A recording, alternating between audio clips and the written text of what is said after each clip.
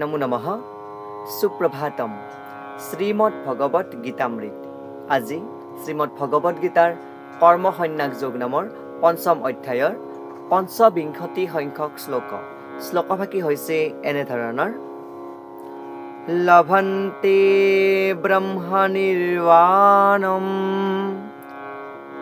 ঋষয়ঃ ক্ষীণ কল্মষাঃ ছিন্নাদ্বৈধা যতাত্মানঃ সৰ্বভূতাহিতে ৰতঃ। এই বিশিষ্ট শ্লোকভাগীৰ অসমীয়া অৰ্থ হৈছে এনেধৰণৰ সংশয়ৰ ফলত সৃষ্টি হোৱা দ্বিধা ভাৱৰ পৰা মুক্ত সংযত চিত্ত নিষ্পাপ আৰু সকলো প্ৰাণীৰে হিত সাধনত ব্ৰতী ঋষিসকলে ব্ৰহ্মনিৰ্বাণ লাভ কৰে বুলি কোৱা প্ৰসংগত ভগৱান শ্ৰীকৃষ্ণই সখা অৰ্জুনৰ আগত এই বিশিষ্ট শ্লোকভাগীৰ অৱতাৰণা কৰিছে।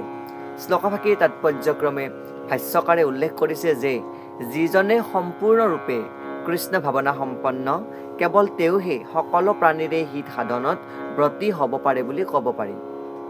যেতিয়া এজন মানুহে এই কথা সঁচাকৈ উপলব্ধি কৰে যে কৃষ্ণই সকলোৰে মূল আৰু সেই ভাৱ মনত লৈয়েই কিবা এটা কাম কৰে, তেতিয়া কামটো প্ৰতিজন ব্যক্তিৰ বাবেই কৰা হয়।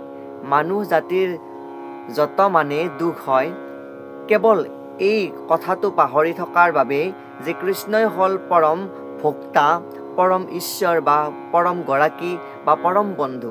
গতিকে সমগ্ৰ মানৱ সমাজলৈ এই উপলব্ধিটো ঘূৰাই আনিব পৰাটোৱেই হ'ল শ্ৰেষ্ঠ জনহিতকৰ কাৰ্য। কিন্তু ব্ৰহ্মনিৰ্বাণ লাভ নকৰাকৈ এনে এক প্ৰথম শ্ৰেণীৰ জনহিতকৰ কামত ব্ৰতী হ'ব নোৱাৰি। কিন্তু কৃষ্ণ ভাৱনা সম্পন্ন ভক্তৰ মনত কৃষ্ণই যে পৰম ঈশ্বৰ সেই বিষয়ে কোনো সন্দেহ নাথাকে। তেওঁলোকে মনত কোনো সংশয় নাৰাখি এই কাৰণেই যে তেওঁ সম্পূৰ্ণৰূপে পাপমুক্ত। এইটোৱেই দিব্য ভগৱত প্ৰেমৰ প্ৰকাশ, যিয়ে কৃষ্ণক উপলব্ধি কৰিব পাৰে। আৰু উল্লেখ কৰিছে যে যি ব্যক্তিয়ে কেৱল মানৱ সমাজৰ শাৰীৰিক উন্নতি সাধনৰ কামতহে ব্যস্ত হয়, তেওঁ যথাৰ্থতে কাকো সহায় কৰিব নোৱাৰে। বাহ্যিক দেহ আৰু মনৰ সাময়িক সুখেই প্ৰকৃত শান্তি আনি নিদিয়ে। জীৱন সংগ্ৰামৰ সকলো দুখ কষ্টৰ প্ৰকৃত কাৰণ হ'ল পৰম পুৰুষ ভগৱানৰ লগত থকা জীৱনৰ সম্বন্ধৰ বিষয়ে বিস্মৃতি।